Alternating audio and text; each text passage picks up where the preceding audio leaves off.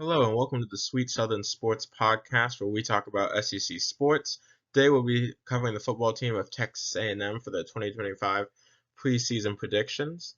So first, the keys to a strong season for the Aggies. So leaning on the talent of the O-line. So this team brings a nasty offensive line this year. Very physical. Elko loves to coach offensive linemen. He's really, really big on physicality. I think that will show a lot this season. But that is a huge key for them having success.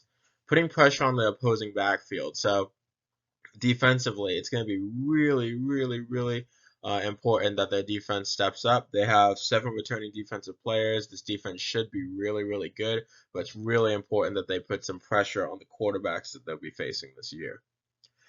Make the easy passes and execute. So at quarterback this year, they do have Reed. He likes to run. Again, their running game should be one of the best in the SEC this year, but it's going to be really important that he makes the easy passes. He doesn't need to be insane. He doesn't need to make the crazy throws, but when the easy passes are there, that will really help open up the run game.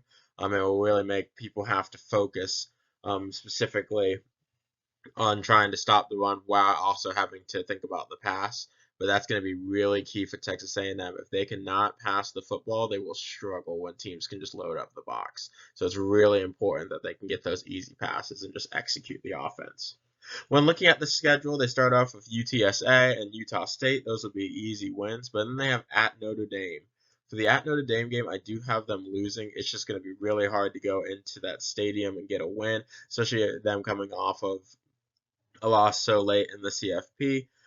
I think that's going to just be one of those games that Notre Dame really stuffs them on the run and probably beats them considerably well. I don't think it's going to come down to the wire. I think it will be close, but Notre Dame will most likely control most of the game.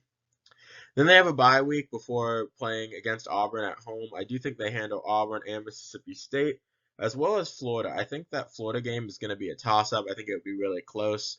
Florida has a ton of 50-50 games this year. I do think this one goes to Texas A&M just behind that crowd and everything, but I would not be shocked if Texas A&M had a loss on October 11th to Florida. At Arkansas, I also have them winning.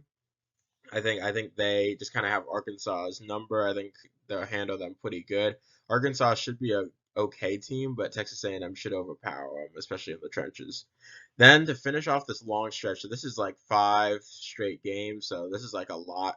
Um, when it comes to the players being like playing with their physicality and their bodies and everything.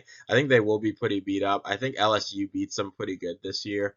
I think with the ability for LSU to get a lead on them, that can really make Texas A&M have to play catch up and have to go to that passing game.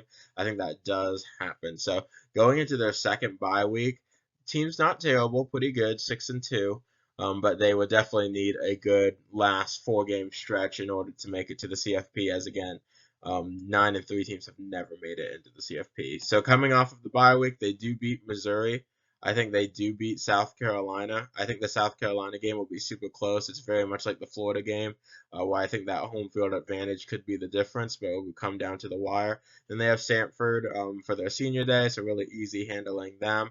And then they have at Texas. I think when it comes to this Texas and Texas A&M rivalry, it is absolutely awesome to have it back. I do think Texas will dominate the game pretty good though. Texas really the other year the final score was 17-7 and Texas won. I actually think that game was a lot more of a blowout than people look at that final score. I do think at Texas will be too difficult for the Aggies to handle, but the hype around the game will be awesome. Just based upon it really will come down to if Texas A&M wins the game, there's a very high possibility if all these predictions happen that they'd make the CFP. So I think that game will have a lot of hype around it. But Texas does end up winning, and I do think that their record goes to 9-3, 6-2 in conference. If they have this record, they will be most likely right on the bubble for the CFP. Obviously, if things fall their way and other conferences have more losses, the SEC will be right there if there's any conversation between 9-3 teams. But based on what the CFP committee has been doing in the past, there's a good chance they don't look at the strength of schedule very well.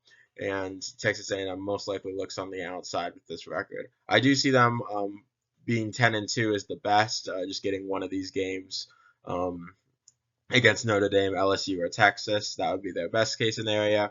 And then their worst case scenario would be 6-6. Again, they have South Carolina, Texas, LSU, Florida, Auburn, Notre Dame, even at Mizzou. Like, there's a lot of games that could be tough this year. So if that offense really gets one-dimensional and they struggle to pass the football, it could really change their season quite dramatically. Well, thank you so much for watching this video. Please make sure you like and subscribe and look out for more video content.